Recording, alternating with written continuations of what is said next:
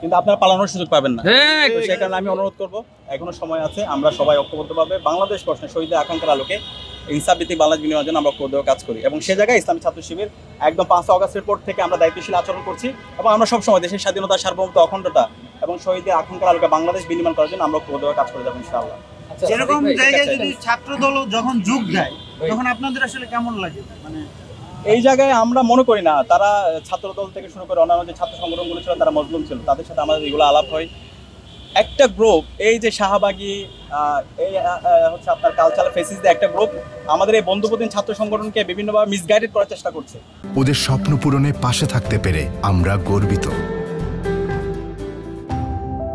তা আমরা অনুরোধ করবো এই ধরনের ফাতানো ফাঁদে যেন আমরা পা না দিই, আমরা আমাদের শত্রুকে। কারণ এই দেখেন এই কালচারাল ফেসিস্ট এই শাহবাগীরাই তারা খালেদা জিয়াকে এতিমের টাকা আত্মসাৎকারী হিসেবে তারা দেখানোর চেষ্টা করেছিল, তারা তারেক জিয়াকে বিভিন্নভাবে তাকে সম্মানহানি করার চেষ্টা করেছে এবং বাংলাদেশি যারা ফেসিবাদ বিরোধী আন্দোলন লড়াই করেছে তাদেরকে বিভিন্নভাবে ক্যারেক্টার অ্যাসোসিয়েশন করেছে।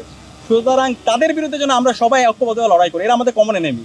তো আমরা অনুরোধ করবো ছাত্রদল সহ বাংলাদেশের ফেসিবাদ বিরোধী যত আন্দোলন আমাদের যারা সহযোদ্ধা ছিল আমরা যেন সবাই আমাদের কমন এনিমি ঠিক করে এই কালচারাল ফেসিস্টদের বিরুদ্ধে, এই শাহবাগীদের বিরুদ্ধে, যারা বাংলাদেশে দিল্লির এজেন্ডা বাস্তবায়ন করতে চায় তাদের বিরুদ্ধে যেন আমরা ঐক্যবদ্ধভাবে কাজ করি।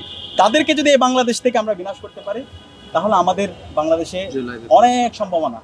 আমাদের বাংলাদেশের সকল সমস্যার মূল হচ্ছে এই কালচারাল ফেসিস্ট, এই শাহবাগীরা। তো সে কারণে আমাদের এদের বিরুদ্ধে আমাদের ঐক্যবদ্ধভাবে আমাদের প্রতিবাদ, প্রতিরোধ, আমাদের আন্দোলন সংগ্রাম জারি রাখতে হবে। এটা আমাদের অন্যতম দাবি, এটা আমাদের শহীদ ওয়াসিম, শহীদ আবু সাইদ এবং আমাদের 2000 শহীদের দাবি। সাদিক ভাই, লাস্ট প্রশ্ন একেবারেই, আমরা এই আয়োজনে 16 বছর, 36 জুলাই না, জুলাইয়ের মাস না, 16 বছরের অনেক দমনপীড়ন আমরা দেখেছি, চিত্র উঠেছে। সেখানে অন্যতম এই মানে সামাজিক যোগাযোগ, এটা খুবই আমাদের খারাপ লাগে, কষ্ট লাগে এবং শহীদ পরিবার এবং পুরো জাতি অনেক বেশি কষ্ট পেয়েছে। বাংলাদেশের জুলাই বিপ্লবের 1 বছর পরে আমরা দেখতে পেয়েছি মব সন্ত্রাস, সেটা আপনার বিগত 16 বছর দেখতে পেয়েছে, অথবা এর আগে হাসিনার যে ফেসিবাদের বীজ বপিত হয়েছিল 2006 সালের 28 অক্টোবর দিনে দুপুরে মানুষকে পিটিয়ে হত্যা করা, এর মাধ্যমে কিন্তু বাংলাদেশের ফেসিবাদের বীজ বপিত হয়। এরপরে হচ্ছে 13 সালে শাহবাগ এবং শাহবাগ পরবর্তী এই যে মব জাস্টিস, এবং এর মাধ্যমে বাংলাদেশকে আমাদের প্রায় 10 বছর আমাদেরকে এটার জন্য স্ট্রাগল করতে হয়েছে।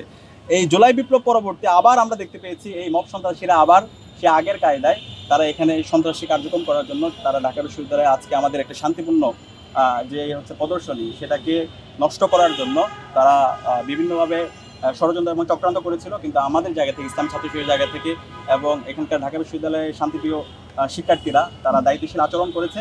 আমরা তাদেরকে বলেছি তোমরা যদি আমাদের বিরুদ্ধে কথা বলো, এটা যুক্তিকতা দিয়ে কথা বলো, কিন্তু তুমি যদি এই শক্তি এখানে প্রয়োগ করতে চাও, তুমি যদি এখানে মব সন্ত্রাস কায়েম করতে চাও, তাহলে তোমার এটা স্বাধীন বাংলাদেশের সাথে, এটা জুলাইয়ের বিপ্লবের সাথে যায় না। তো এই কারণে আমরা তাদেরকে আমাদের জায়গা থেকে আমরা দায়িত্বশীল আচরণ করেছি এবং দেশবাসীকে আমরা দেখানোর চেষ্টা করেছি।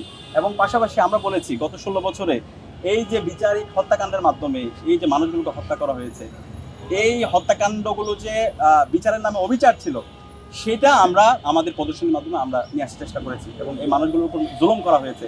আমরা যদি এটার দৃষ্টান্তমূলক বিচার এই স্বাধীন বাংলাদেশ করতে না পারি, তাহলে সামনে আবার এই ধরনের ফেসিবাদ কায়েম হবে, আবার এই ধরনের বিচারের নামে অবিচার হবে। সুতরাং এই স্বাধীন বাংলাদেশে এই জুলাই বিপ্লবের অন্যতম একটা দাবি হচ্ছে এটা, বিগত সময়ে যত মজলুম ছিল, যাদেরকে অন্যায়ভাবে বিভিন্নভাবে ফ্রেমিং করা হয়েছে, ট্যাগিং করা হয়েছে, বিচারের নামে অবিচার করা হয়েছে, সেই বিষয়গুলো এই স্বাধীন বাংলাদেশে এগুলোর হচ্ছে যথাযথ বিচার হওয়া।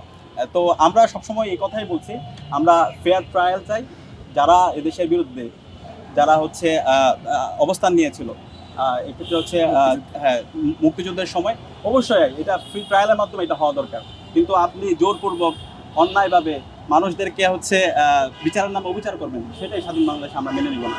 এবং এক্ষেত্রে আমরা দেখতে পাচ্ছি টিক্কাপুত্তর একটা দালাল আছে, তাদের যে অপকর্মগুলো আছে, তাই এই অপকর্মগুলো ঢাকার জন্য তারা অন্যায়ভাবে কথায় কথায় হচ্ছে কোনো যৌক্তিক যখন কথা কেউ বলে তাদের উপর এই ধরনের হচ্ছে ফ্রেমিং করে, টেকিং করে, তাদেরকে তারা ডিহিউম্যানাইজ করার জন্য একটা চক্র বারবার চেষ্টা করছে। কিন্তু জুলাই বিপ্লব পরবর্তী তাদের এই ধরনের চক্রান্ত সফল হবে ইনশাআল্লাহ।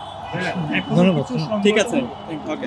For more updates, follow us on Facebook, subscribe our YouTube channel, get the latest update on www.daily-sun.com.